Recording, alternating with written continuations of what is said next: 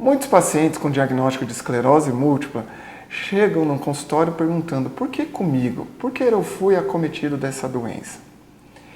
Já falei aqui no canal sobre esclerose múltipla, sobre o tratamento, como é feito o diagnóstico. Assistam lá para vocês entenderem um pouquinho mais sobre a doença. Mas, esclerose múltipla, vamos falar um pouquinho dela. O que é a esclerose múltipla? Uma doença autoimune, onde células de defesa do nosso organismo, linfócitos B, linfócitos T, macrófagos, acabam atacando uma região do nosso cérebro, da medula, do tronco cerebral, chamado bainha de mielina, que nada mais é do que a capa do neurônio. Em alguns casos, é tão grave esse ataque que acaba machucando o neurônio também, dando alguns sintomas. Dependendo de onde for acometida essa lesão, o paciente pode ter um sintoma diferente, tal como uma perda de força, uma dificuldade para enxergar, dificuldade para controlar a urina, na coordenação, até um quadro cognitivo, processo inflamatório levando à fadiga. Então, tudo isso a esclerose múltipla pode ocasionar. E o que pode ocasionar ela? Temos algumas teorias, entre elas o quadro genético.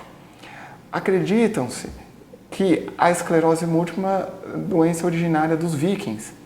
Tá? Não sei se vocês assistiram aquela série Vikings, já dando um spoiler, eu achei bem bacana, até a morte do Ragnar, lá quem já assistiu, depois ficou meio chatinho.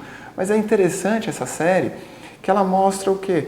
Como foi as expedições vikings, que eles iniciaram ali pela Inglaterra e depois foram para outras regiões, para o Oriente e chegando aqui na América. Acreditam que os primeiros a chegar na América não foram os portugueses e espanhóis, e sim os vikings.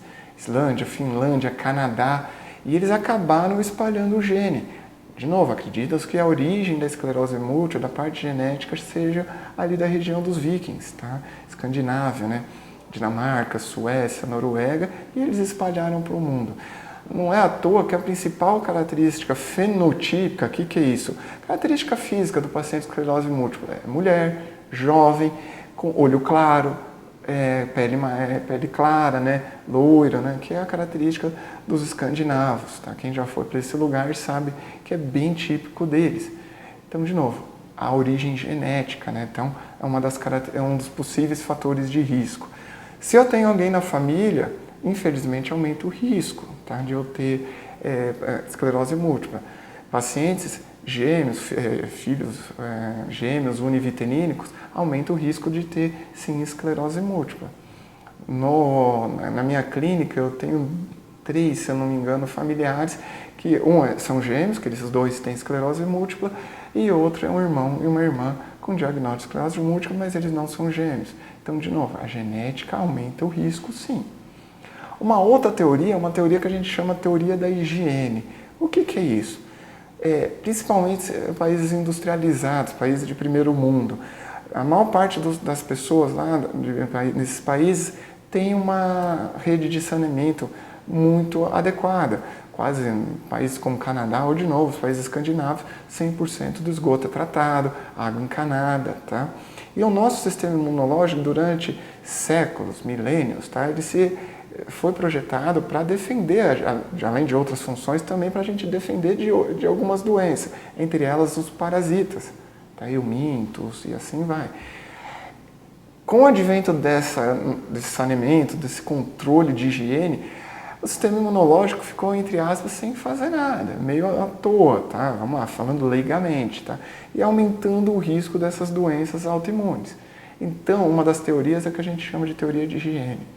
Numa época que não tinha muito tratamento para esclerose múltipla, tinha alguns professores, aqui na América do Sul também, que ele fazia uma autoinfestação parasitária. Então o processo inflamatório deslocava lá do cérebro e ia para o intestino. Tá? E o paciente melhorava. Olha que interessante. Era uma autoinfestação controlada. Tá? Então melhorava o quadro clínico do paciente.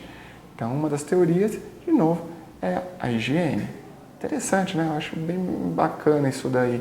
Né, essa evolução nossa com o sistema de defesa e com essas novas técnicas, né, de qualidade de água, esgoto, isso é bem bacana. Né? Uma outra que a gente fala bastante que é a vitamina D. Conforme a gente vai se afastando da linha do Equador, aumenta a prevalência da esclerose múltipla. ocorre mais casos. Então, por exemplo, no Brasil, na região norte, região nordeste, tem menos pacientes do que na região sul, Rio Grande do Sul, Santa Catarina, Paraná. Então, essa região aqui tem maior número de pacientes. Como eu disse, na região da Escandinávia, ela é bem afastada da linha do Equador. Tá? Então, aumenta o risco de esclerose múltipla. Então, a vitamina D, tem vários trabalhos mostrando que até aos 15 anos, uma deficiência de vitamina D aumenta o risco de esclerose múltipla. Se um paciente, uma pessoa, por algum motivo, saia do Brasil, por exemplo, e vai morar lá na Escandinávia antes dos 15 anos, aumenta o risco de ter esclerose múltipla, porque ele pega o risco do país de lá que ele vai morar.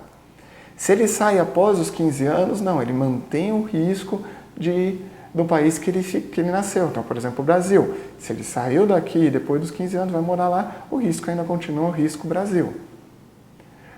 Diferente, por exemplo, uma pessoa está morando na Noruega, quer vir morar no Brasil, não sei por que motivo, mas quer vir morar no Brasil. Sai da Noruega, menos de 15 anos, o fator de risco dele ter esclerose múltipla passa a ser fator de risco Brasil, que é bem menor do que lá. Para vocês terem uma ideia, eu estou aqui em Bauru. Bauru é a região de São Paulo. Nossa região aqui está em torno da prevalência de 18 pacientes a cada 100 mil habitantes. Tá? Então, 18 pacientes com esclerose múltipla a cada 100 mil habitantes. Nessa região da Escandinávia, eles chegam a 200 a 300 pessoas com esclerose múltipla a cada 100 mil, para verem a prevalência, como aumenta bastante. Tá?